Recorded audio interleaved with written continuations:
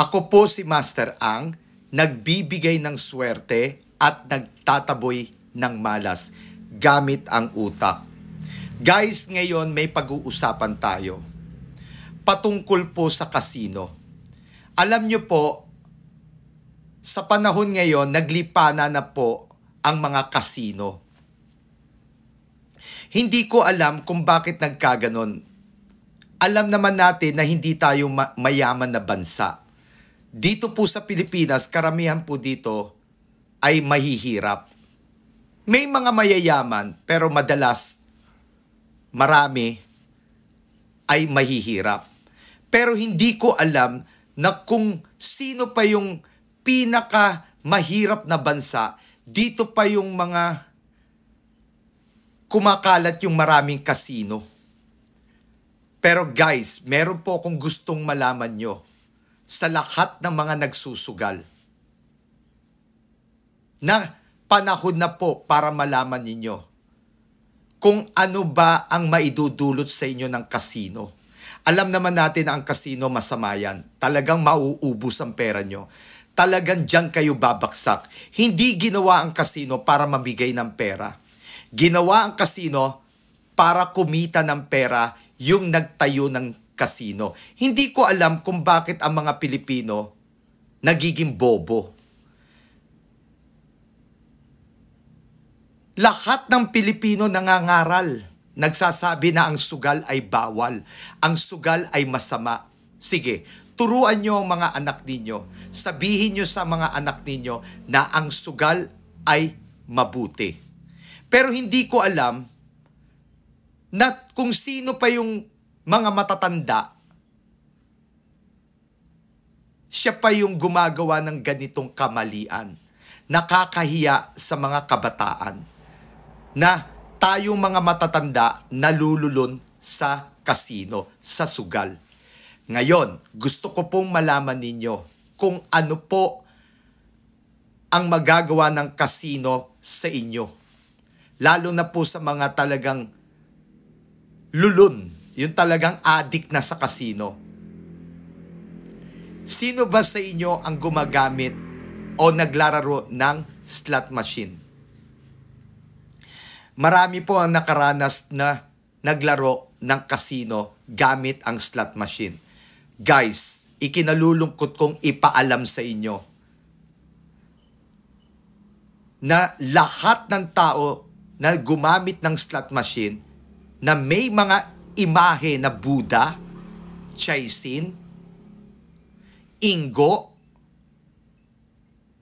o kahit na Kwangkong, o kahit na anong imahe na parang ginagamit sa pampaswerte, sisiguraduhin ko, kahit hindi na kayo naglalaro, pagbabayaran nyo ang panahon na kayo ay naglaro na may nakitang Buddha, Kwangkong, Chaisin, at higit sa lahat yung mga Ingo, at kung ano-ano pa.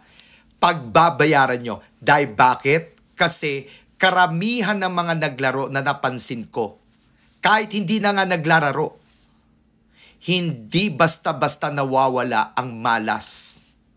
Bakos, pati ang mga mahal nyo sa buhay madadamay. Madadamay yung mga tao na kasama ninyo sa bahay o kasama nyo sa negosyo o yung mga kaibigan ninyo. Totoo po yan. Alam kong marami sa mga tao hindi naniniwala sa mga sasabihin ko. Pero totoo ang sinasabi ko.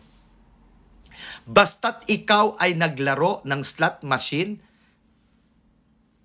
at merong mga Buddha, at merong mga Kwangkong, at merong mga Ingo, yung hawak ni Buddha, yung parang pera, Ingo ang tawag doon, o kahit na yung mga golden frog, sisiguraduhin ko sa inyo, pagbabayaran nyo ang lahat ng ginawa ninyo dahil lahat ng kung anong hindi nyo gustong mangyari sa buhay nyo, yung tinatawag nating kamalasan, pagbabayaran nyo dahil maraming kamalasan ang darating sa inyo. Sinisiguro ko totoo ang sinasabi ko. maraming kamalasan ang darating sa inyo. Kung hindi sakit, maaaring merong maaksidente, maaaring limpak na limpak ang salapi mawawala sa inyo, maaaring malugi ang negosyo nyo, at hindi lang yon. Pati yung mga tao na kasama nyo sa bahay, maapektuhan ang swerte. Kaya ako si Master Ang. Alam ko hindi kayo basta maniniwala. Alam ko pwede ako mabash ng mga taong nagsusugal. Pero kayo mismo makakapagsabi, lalo na kung hindi ka bulag sa katotohanan, lalo na kung naranasan mo at hindi ka nagsisinungaling at kaya mong aminin, at ikaw na dating nagsusugal, malalaman mo totoo ang sinasabi ko. Talagang mamalasin at matagal mawala. Kahit na kuminsan kahit na 3 taon, 4 na taon, 5 taon, pinagdurusahan mo pa rin. Ang lahat ng ginawa mo habang ikaw ay gumagamit ng slot machine na may mga Buddha, Kwangkong, Chaisin, Ingo, kahit Golden Frog, kahit Dragon, pagbabayaran mo ang lahat ng ginawa mo habang ikaw ay nagsusugal. Matagal po mawala ang malas. Marami po ang mga tao na nagsugal. Ngayon, tingnan nyo, hirap na hirap makabangon. Hirap na hirap talagang maibalik ang lahat ng kung anong meron sila. At kahit nagsisimula sila, parating puro negative ang nangyayari sa kanila. Kaya ito ang babala ko sa lahat ng mga tao.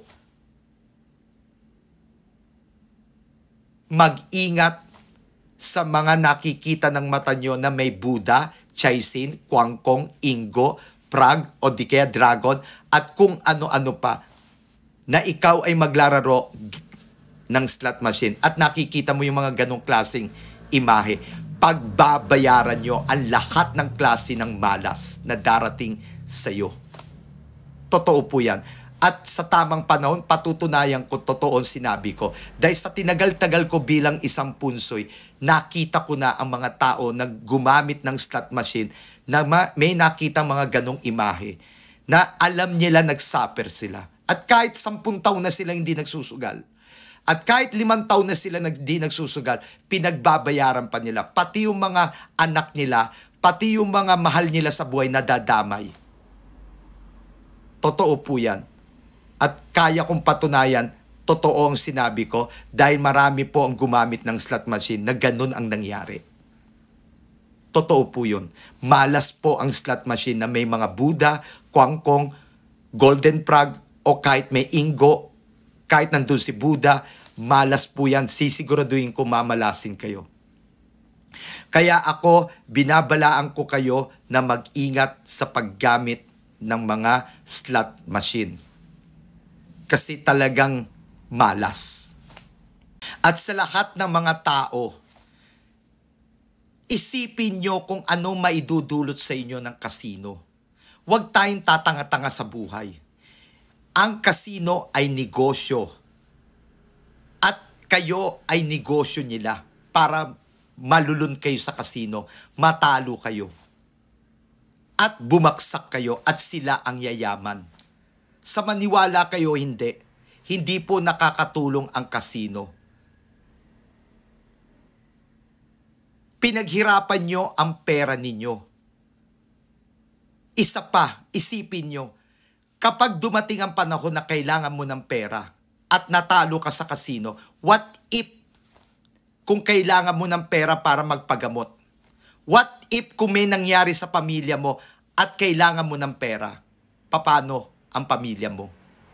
Sana po wag tayong tatanga-tanga pagdating po sa ganitong bagay. Kasi hindi po biro ang malulun sa sugal. Alam nyo sinasabi ko, alam nyo na tama ang sinabi ko. Hindi po maganda yan. Pinaghirapan nyo yan. Pahalagahan nyo ang pera ninyo. Huwag po kayong tatanga-tanga sa buhay. Oo, mahirap ang buhay. Oo, mahirap kumita ng pera. Oo, naghihirap ang Pilipinas, pero eto kayo, pinatutunayan nyo sa gobyerno natin, pinapakita nyo sa lahat ng mga politiko na tayo ay hindi naghihirap. Bakit? Nandyan ang kasino, nandyan kayong lahat. Paano nyo sasabihin naghihirap ang Pilipinas kung maraming mga tao na nagtatayo ng negosyo na kasino, kumukuha ng franchise sa mga PADCOR o license para makapagpatayo ng negosyo na kasino. Tapos eto kayo, siyempre mga Pilipino ang pumapasok sa kasino eh. May mga dayuhan pero karamihan pumunta ka sa kasino, puro karamihan Pilipino. Ngayon, eto ba ang sagot na tayong mga Pilipino ay naghihirap? No. Kaya pakiusap ko lang, tigilan nyo na ang kasino kung mahal mo ang pamilya mo, kung mahal mo ang buhay mo, tigilan mo na yan. Kasi walang maidudulot na maganda ang kasino. Kaya pag-isipan nyo mabuti bago kayo magsugal kung ano ba ang mawawala sa inyo. Naturingan pa tayong matatalino pero pagdating sa sugal, bobo tayo. Kung talagang tunay na matalino ka, bakit hindi mo isipin kung tama ba ang sinabi ko o hindi? Tinuturuan mo ang anak mo, sinasabihan mo ang anak mo na ang sugal ay hindi makakabuti. Pero ikaw, nagsusugal. Shame on you. Mahiya ka sa anak mo. Tumatanda ka na. Tumatanda kang tanga. Huwag tayong ganun. At etong mensahe ko nito, pakishare lang po para po makita ng mga tao kung ano yung mga sinasabi ko. Pampagising po to. Alam ko, may mga iba dyan, pwede ako mabash, pero okay lang. Bastang importante, bilang isang punsoy expert, may nagawa akong maganda. At may naitulong ako para mamulat ang mga tao na ang sugal ay hindi makakabuti. Sigurado kong babaksak kayo. Kaya sa lahat ng mga nanood, sana maintindihan nyo ako. At sana makuha nyo ang mensahe ko. Ulit, ito pong inyong master ang nagpapaalala na huwag tayong magsusugal. Sayang ang pera. Maraming salamat po.